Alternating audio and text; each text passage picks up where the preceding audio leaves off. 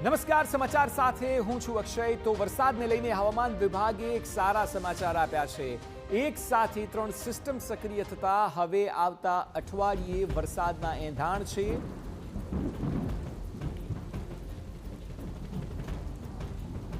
રાજ્યમાં પશ્ચિમી વિક્ષેપ પણ સક્રિય થયો છે એટલે વરસાદ પડશે। રાજ્યભરમાં 2 થી 3 જુલાઈએ વરસાદ પડશે। 1 અને 2 જુલાઈએ માછીમારોને દરિયો ન ખેડવા માટે સૂચના આપવામાં આવી છે। 40 થી 60 કિલોમીટર પ્રતિ કલાકની ઝડપે પવન ફૂંકાશે। મહત્તમ તાપમાન 38 થી 40 ડિગ્રી તાપમાન રહેશે। અમદાવાદમાં 41 ડિગ્રી તાપમાન રહે તેવી શક્યતા છે। એક તરફ વરસાદ તો બીજી તરફ ગરમીનો ઉકળાટ રહેશે। ભેજનું પ્રમાણ વધતા ગરમીની અસર રહેશે। ચોમાસું ધીરે ધીરે આગળ વધશે।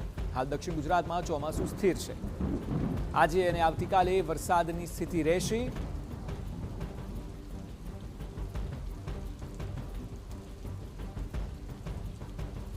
એક સાથે 3 સિસ્ટમ સક્રિય થવાને લીધે હવે વરસાદ જુલાઈ મહિનામાં જોવા મળશે। બીજી તારીખથી જ વરસાદની શરૂઆત થઈ જશે।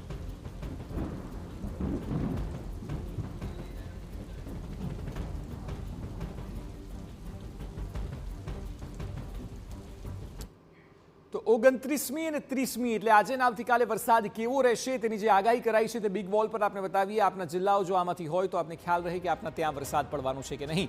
આપ જોશો તો સૌરાષ્ટ્રના લગભગ તમામ રાજકોટ, બોટાદ, ભાવનગર, અમરેલી, જૂનાગઢ, ગીર સોમનાથમાં વરસાદના એંધાણ છે। એ સિવાય દક્ષિણમાં છે નીચે વલસાડથી નવસારી, ડાંગ, તાપી, સુરત, ભરૂચ, નર્મદામાં, મધ્યમાં આણંદ, વડોદરા પણ જોવા મળી રહ્યું છે। પંચમહાલ છે, છોટાઉદેપુર, દાહોદ, આ તમામ જગ્યાએ 29મી જૂને એટલે કે આજે આખા દિવસ દરમિયાન આપ વરસાદ જોશો। આપ પણ જો આ જિલ્લામાં રહેતા હોવ તો ઘરેથી બહાર નીકળો તો રેઇનકોટ અને છત્રી અચૂક સાથે રાખજો, એટલા માટે કારણ કે તમારા ત્યાં વરસાદ આજના દિવસે વરસવાનો છે।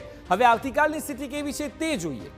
30મી જૂને પણ આપ જોશો તો મહદઅંશે એ જ તમામ જિલ્લાઓ છે જેમાં દેવભૂમિ દ્વારકા અને જામનગર એડ થયા છે। એ સિવાય લગભગ તમામ એ જિલ્લાઓ કે જ્યાં વરસાદ વરસવાનો છે એ દાહોદથી લઈને નીચે વલસાડ સુધી, નવસારી, ડાંગ, સુરત, તાપી, ભરૂચ, નર્મદા, આણંદ, વડોદરા જોવા મળી રહ્યું છે। અને સૌરાષ્ટ્રના તમામ જિલ્લાઓ આવરી લેશે જ્યાં જામનગર, રાજકોટ, ભાવનગર, અમરેલી, જૂનાગઢ, ગીર સોમનાથ અને દેવભૂમિ દ્વારકામાં વરસાદ વરસશે। એટલે દર વખતે જે પેટર્ન હોય છે તે મુજબ જ સૌરાષ્ટ્ર અને દક્ષિણ ગુજરાતથી જ વરસાદની શરૂઆત થઈ રહી છે અને ધીરે ધીરે મધ્ય ગુજરાત અને ત્યારબાદ ઉત્તર ગુજરાત સુધી તેની અસર જોવા મળશે। હાલ દક્ષિણમાં ચોમાસું અટક્યું છે એટલે 29 અને 30 આ 2 દિવસ એવા છે કે જે 2 દિવસ દરમિયાન આ જિલ્લાઓમાં વરસાદ રહેશે, જે મધ્યમાં આણંદ, વડોદરા સુધી પણ તેની અસર જોવા મળી શકે છે।